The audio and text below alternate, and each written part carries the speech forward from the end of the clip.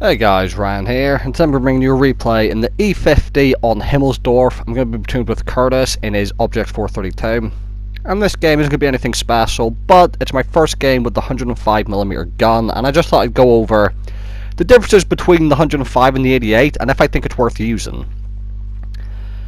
So, it's worth noting this is a tier 10 game, although not too many tier 10s, but kind of irrelevant. One artillery, but again on Himmelsdorf, not the worst thing.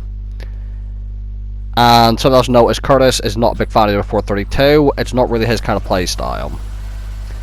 So the 105mm gun, you get less standard pan than the 88mm for one, but it's only by 3mm, so it's not like a crazy amount of standard penetration loss. So you don't, for any quote free-to-play players who don't like firing too much gold, it's not going to make too much of a difference which one you use. The premium rounds only get 9mm more pan on the 105mm gun. So you lose 3mm of standard pan compared to the 88, but you gain 9mm of premium pan. You get 270 APCR pan instead of 261.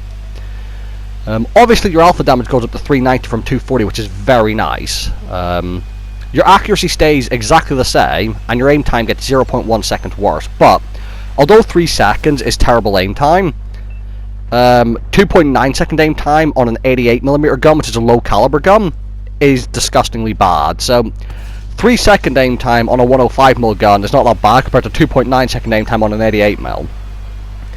DPM wise, the 88mm does have more DPM, but not by much. It's about 60 points at most, so you don't need to worry about DPM and factor that into your equation.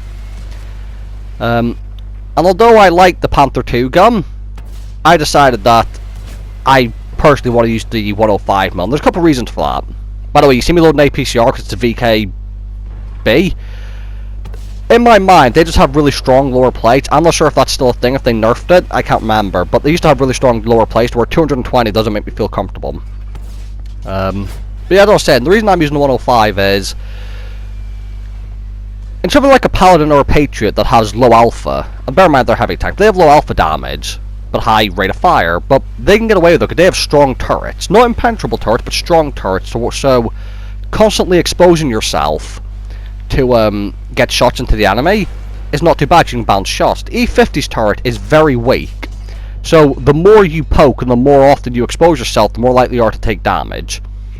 So I found that the trading style of the 105mm gun much better suits it, and as you can see, for trading during side-scraping duels, for example, there's one other reason I chose the 105mm gun, so as well as the alpha for the trade and not having to expose my turret as much, and that is, on the 88mm gun, I don't carry high explosive. It's not worth it. You get about 40mm of pen and only 295 alpha compared to 240, and you don't carry that much ammo on that gun anyway, so I don't tend to carry HE on low caliber guns. The 105mm gun has 60mm of high explosive pan and 510 alpha, which makes them very juicy for Wall 300s and ship barns. So even though I may not use high explosive too often, you see I only carry 3 of them on my E50. I'm loading them now actually because there's a ship barn at the end of this road. Just having that flexibility with the high explosive is very nice. And at tier 9, you're going to see a lot of tier 10s, and including ship barns and waffles. Even at tier 8, it's quite useful if you have high explosive, because the Scorpion Gs and SU-130PMs, and you can still run in the tier 10s. But at the same time, it can be risky using HE on a Scorpion G or an SU-130PM, because you might miss or hit the gun. The ship barn and the waffle are humongous, so there's less chance of you missing where you can pan them. So, personally, overall, the 105mm gun has the advantage in alpha, premium penetration, and high explosive shells, and that's pretty much it, really. So, if you wish to use the 88mm, it's still a viable option, because I've just got the 105mm gun on the AMX-30, and that's just clearly a definitely better choice, by the way, HE pen. Not for much damage, but a HE pen nonetheless.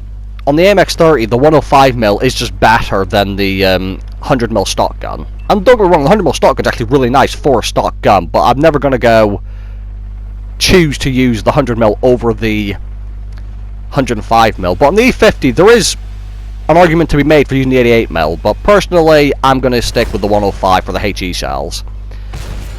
I almost flipped myself, trying to turn this corner, and I'm getting shot in the side by a Conway as well, and I messed up the ram. So, all in all, that was quite bad, but I managed to avoid the second Conway shell from panning me, and now's the time for me to run in.